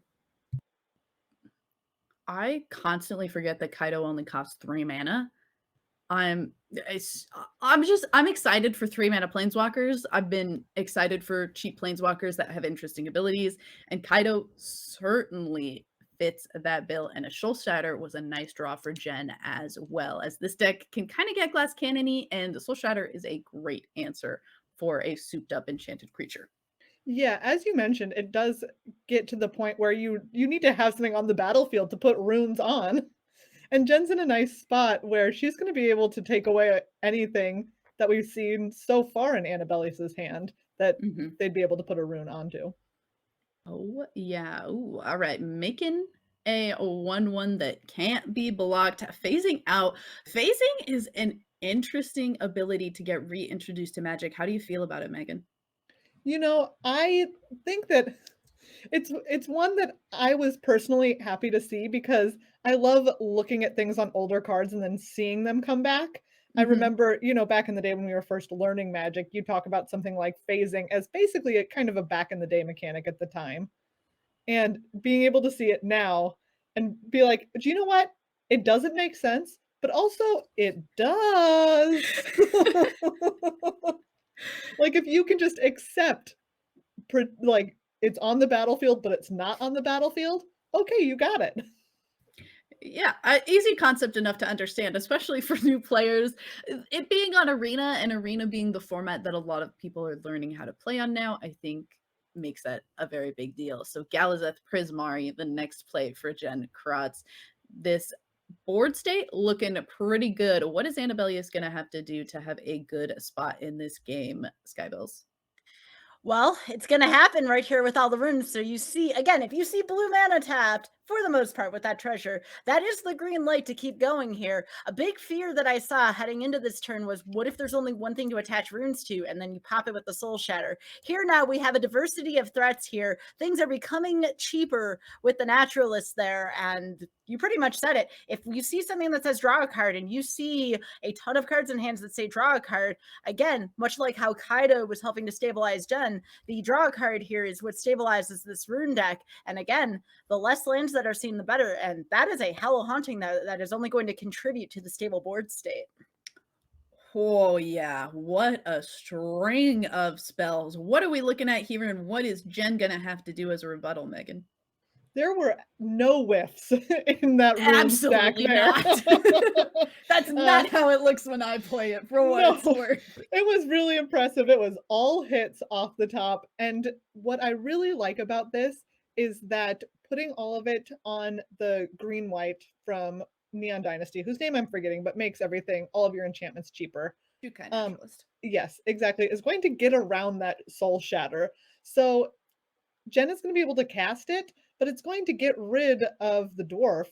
And then there's just some really big creatures still on the battlefield. I liked the little bit of distribution there with the counters from the Generous Visitor, making them both big bigs that can attack through that Galazeth Prismari.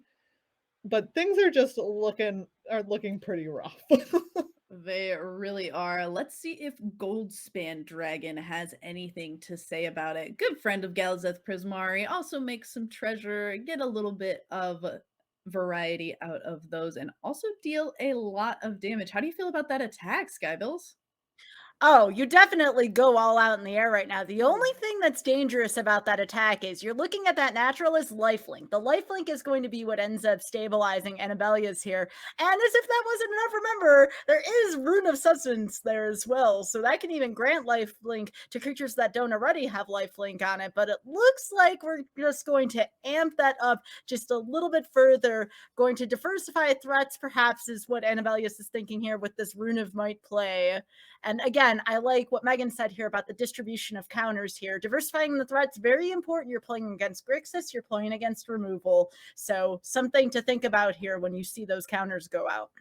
Oh, what a draw, too. Certainly not drawing rune into rune, but drawing a rune into the Commune with Spirits has got to feel really good. It doesn't get much better than free. You like drawing cards? Do you like casting free spells, Megan?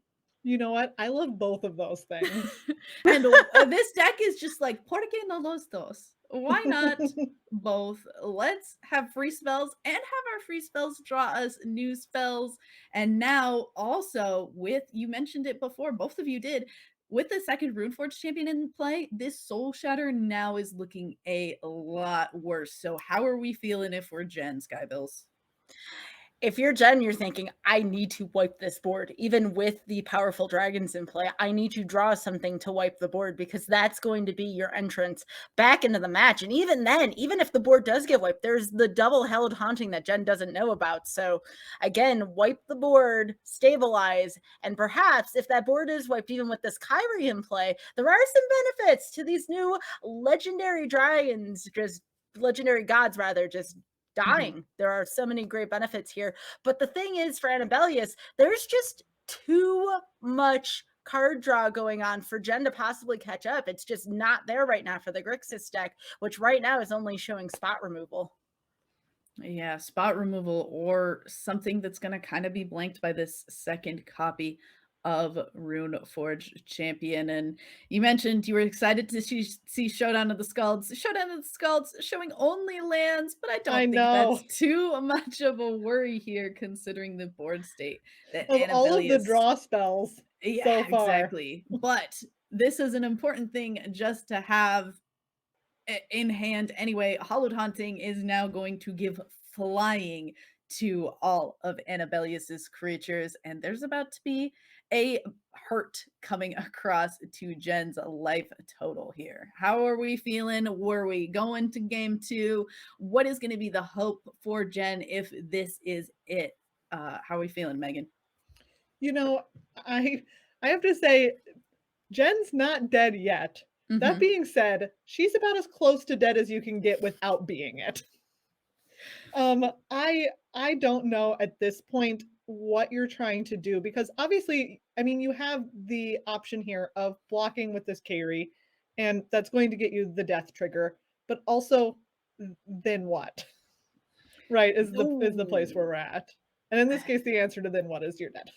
Yeah, having trample on both of those creatures does mean there's no great way to do that. Exactly lethal. Annabelious takes down game number 1. Taking a peek at this sideboard. How are we feeling? What do you think we want to do differently? What are we bringing in? How do you think this is going to go, Skybilz? Well, first of all, I'm disappointed that we can't. Wait, can we get the big dog? I'm looking to see if the dog. We had a huge, like 8/8 dog earlier, and I see Catilda there. That's Covenant. So I was hopeful that there might be a big dog here. Maybe in the future that could be an iteration. Without that, put spirited companions in the rune deck, please. We got to have more big dogs. Come on. Sorry, I keep thinking dog. So I'm sorry about that. Welcoming vampire in particular seems like a pretty interesting thing. Again, you want to keep drawing cards. That's how, even if your board gets wiped, that's how you stabilize. You just keep drawing cards. And I like how you all were saying, well, wait a second, that's not my experience with runes. That is how you whiff. Well, the way in which you get around whiffs is to keep drawing cards. I mean, that showdown was a whiff. That was, we've all seen it. We've all seen the showdown. I saw that. Right. Yes. You all can't see this in chat. I saw both their faces with the 4 lines. Like, yep, that's pretty much what happens to me a lot. So yep. I had one other question though for Megan. We were talking about old mechanics coming back, right? I want to know, as someone who's never played any of the Kamigawa sets prior to now, what you thought about ninjutsu coming back. Oh man, so I actually wasn't around for first Kamigawa, but I have played it in some of like the Masters formats that have come back. I know that it's been a mechanic in there, and I love it. And also, I am terrified constantly. I feel like now that we're a little bit into Neon Dynasty, I've been able to let go and just be like, yep, it's going to happen. This ninja is going to get me. But at first, it's definitely right. The feeling of being on edge and they attack you and you're just like, it's coming. I can't block this flyer. And I know it's coming. Yeah, and it's like a circle. At some point, you're like, I don't need to block this. This is just some like, this is barely any damage. I don't need to worry about it. And then you get ninjutsu'd once, and then every other time you're like, okay, what happens if I get ninjutsu'd here? What is going to happen? Do I need to block? Is something horrible going to happen? And then it ends up being, oh, I just don't care. And then one really bad time is going to put you in that cycle all over again. As we go into Jen's sideboard, it looks like we're going for a lot of removal, taking out some of those bigger spells, some of those more clunky spells. The Tiamats are coming out. I'm so sad, but I understand. I know. It's got to happen. You have to get literally every single piece of removal that you can into here. That being said, we don't see the heated debates yet. It kind of leaves you wondering, after that very dominating first game from Annabelious, what does Jen do? Yeah, exactly. It does look like the heated debates are going to stay out, hoping that we just have enough removal from what previously happened and some mulligans showing off. Still no removal, even though one mulligan came across for Jen there. Kind of unfortunate, but looking to be a pretty strong hand for Annabelious, who brought in these Tameo's safekeepings. Do you like the inclusion in another hexproof slash indestructible spell that was introduced in Kamigawa Neon Dynasty, Megan? Um, yeah, I really actually I like Tameo's safekeeping. I think that it hits that nice line of you are going to be frustrated when it happens on the like you're on the other side of the battlefield from it. But at the same time, it doesn't you get that 2 life, which is a nice buff, but it's not making that creature any bigger, Mhm. which is the trade-off for it. And I think that it makes it so that, you're never going to be happy when it happens, but you're going to be slightly less mad. Very well said. Overgrown farmland. Thinking about that being the first play, but ultimately it's going to be that timber pathway to make sure that this generous visitor gets onto the board as soon as possible. You mentioned that you kind of liked this card, Megan. Why do you like this card? Why do you think it is so strong? You know, it's just anytime that you're seeing a 1/1 4/1 in a constructed format, you know that it's got to have something going for it. And I really think that the benefit of a card like Generous Visitor is that it distributes the counters however you want it to, which is why it's interesting that you see it in here instead of something like Kami of Transience, which Mhm. is the 1 in a green that does the same thing, but it only gives counters to itself. It has the upside of coming back from the graveyard, but you're not going to see it because this one is like, hey, do what you want with your counters. That's your business, not mine. It is generous after all. How do you feel about this Valky God of Lies taking the Runeforge Master over something like the Jukai Naturalist Skybilz? So, I actually approve of the Rune Forge champion here, and here's why. You do not want to see that go off if you're in the position where Jen is right now. Not only are we seeing this firsthand with the fact that Prismari Command can only deal 2 damage, and I believe that thing's got 3 toughness on it, you Mhm. also just don't want to see that's another card to the hand, that's another rune, and suddenly you're staring at just a series of runes again. And Naturalist is partially responsible for that whole chain going on. So when you see that, you do take the Rune Forge first because that's the enabler given the information that you have. Oh, yeah. Prismari Command tries to go off for Jen, but only gets to do about half of what it wanted to do.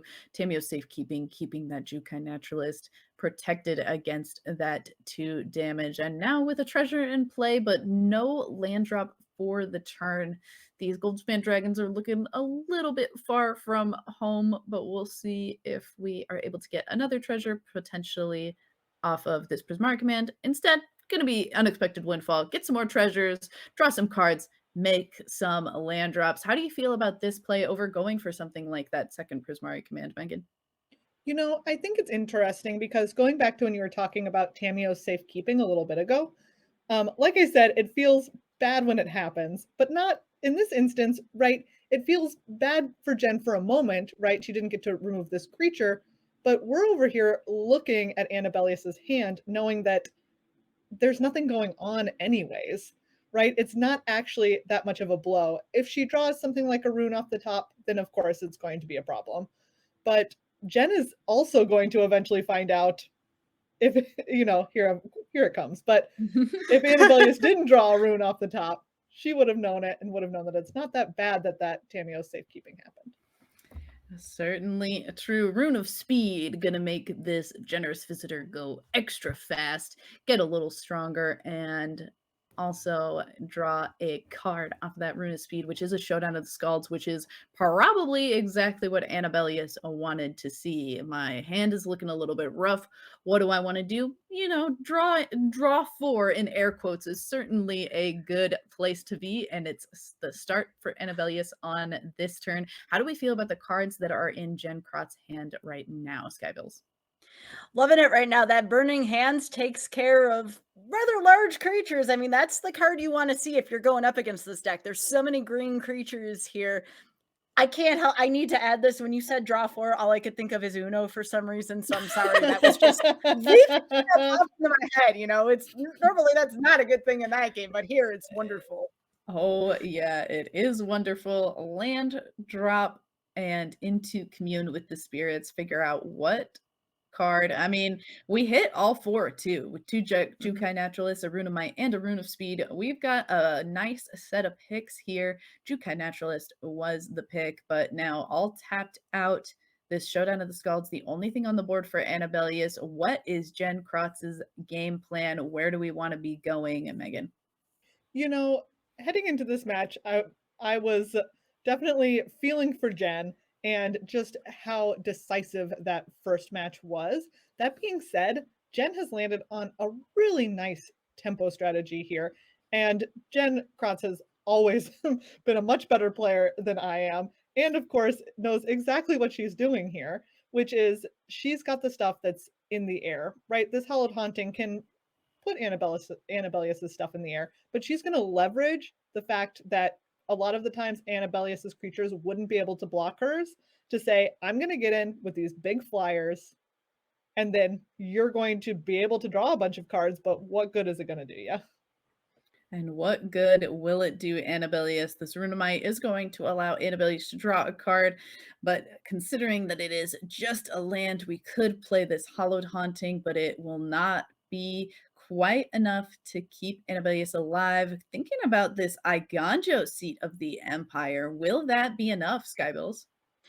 I would say not at this point. That Soul Shatter is exactly what Jen Kratz needs here to close up this game.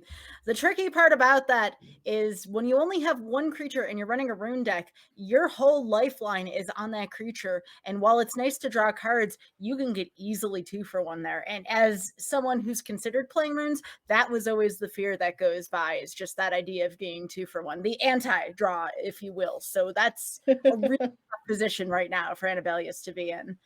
Yeah, and I'm sure Annabelious feels like there is a potential for safety here, but Jen Kratz is going to very quickly shut down that hope. That Soul Shatter that you mentioned coming out. Annabelious at 1 life, 2 creatures on the board for Jen Kratz, no flyers to match up to Junji, and that is going to be the concede button for Annabelious. And we're going into a game 3. Are there any changes you would make to the sideboard after watching that game, Megan? I think that as far as Jen's game plan is concerned, it looked really nice in this game. Um, for Annabelious, I would probably be looking at this Welcoming Visitor, which we had touched on briefly, because you're going to think about, okay, in what ways can I possibly get outcarded? And one of those ways is if I don't have enough creatures to put my things on. I can't draw cards off of runes if I can't put my runes on the battlefield. And how do you feel about Jen's sideboard going into this? It certainly looked stronger in that game too, but sometimes when you're on the draw versus the play, you change things. Is that going to be the case for any of these Skybilz? I'm thinking if I were to look at the sideboard, the 2 unexpected windfalls were really necessary there. That's when things started really going into motion there for Jen. So I'm sure Jen's looking at the 2 unexpecteds. Now, the downside is if you're relying on a top deck late game, that's not going to do much for you. That is more to propel you into the mid game. And one thing that Jen really needs to do here is to establish some sort of ramp in the mid game to bridge into that end game, because Jen's early game is very difficult because of the way in which runes operates and just takes off. Certainly true. Oof. All right. Both of these hands look interesting, and I'm a little bit torn about both of them. You're laughing, Megan. Tell us what you're thinking. I was just laughing because interesting was such a polite way of saying that both of those hands were quite difficult. Yeah, Jen does decide to end up keeping hers. Annabelious goes ahead and ships the first one back, is going to put a Rune of Sustenance on the bottom. So you said that it was a polite way to put it. So do you think that this was a bad keep from Jen? Oh, no. I think that there are definitely some considerations for this hand that make it a really tempting keep. And like I said, Jen has always been better than me and certainly still is. And if she thinks that it's a great idea to keep this hand, then I certainly believe her. I think, as we mentioned a minute ago, that unexpected windfall being in her hand is really tempting as in terms of keeping it, just because if she's going to be able to get to that unexpected windfall, it unlocks a lot of stuff. Oh, it really, truly does. Using that commune with spirits to make sure that a land drop could be used this turn, deciding to try and keep that Boseiju who endures. Interesting decision. How do you feel about trying to keep that Boseiju in hand and not use it as a land, Skybilz? It keeps options open. The other thing is that if you've ever been an Aggro player who's just terrified of control, you see that little bit of stickiness and you don't know what card that is. And Boseiju was kind of creating that stickiness there. So I definitely see that being a card that makes the opponent think about their moves for a little while. Do I hold up the negates, for instance? Where this is kind of applicable here. So now the trouble here for Annabelious is always my fear of playing runes again. I'll say it before and I'll say it again. Keeping a creature on the board is really difficult against this Grixis deck. Indeed, that Runeforged champion getting taken down by that Soul Shatter and Generous Visitor. The follow-up is Crotts has no land drops to make and 2 negates, the only feasible plays with the mana in hand. Is this a way that Annabelious can run away with the game, Megan? Yes, absolutely. If Jen doesn't draw a land, and very soon, I think we're definitely going to see her be in a really challenging position, just because this Generous Visitor is going to get big quickly, and she doesn't have an answer for it.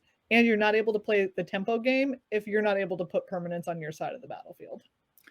Extremely true. A Rune of Might going to be the start for Annabelious on this turn with the double Rune of Might in hand and Rune of Speed. It's going to get negated by Jen, who now only has 1 mana left, and again, just not able to immediately cast any of the spells that are in her hand.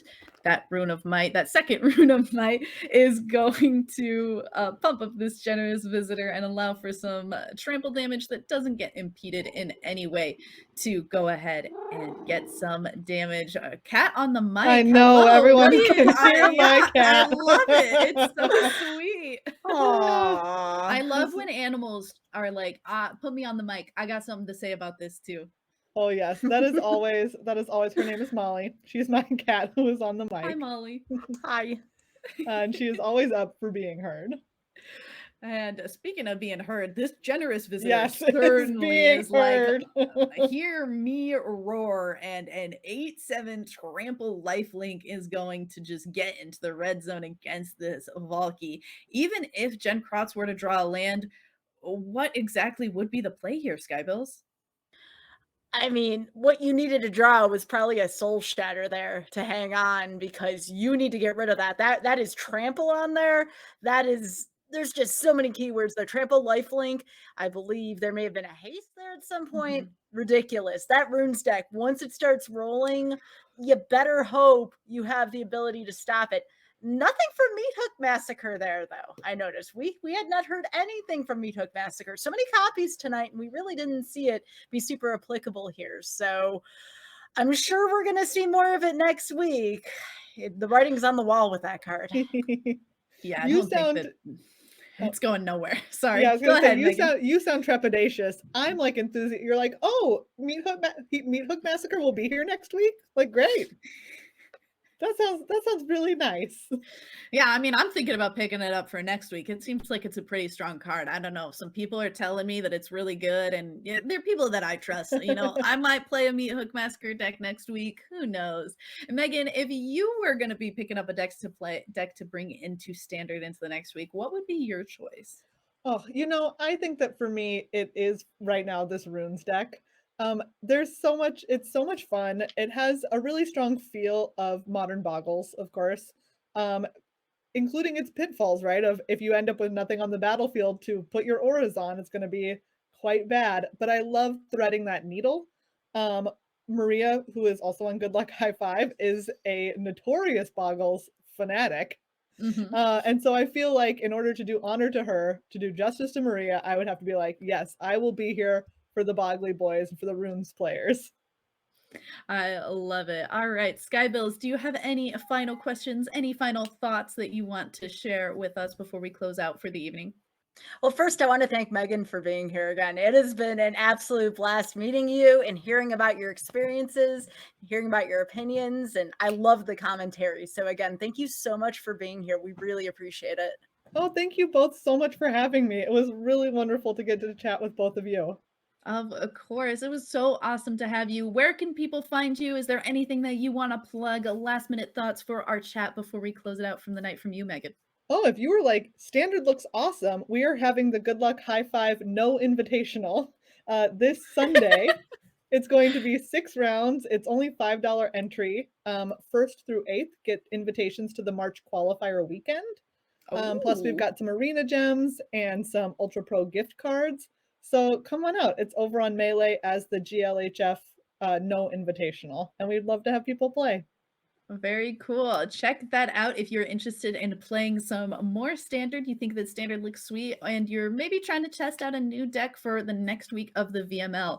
Maybe this week didn't go so well for you, or maybe it did, but you're looking to try out something new, something a little spicier. Check out that No Invitation tournament. I love the name, and I would love if people would go and support Good Luck High Five.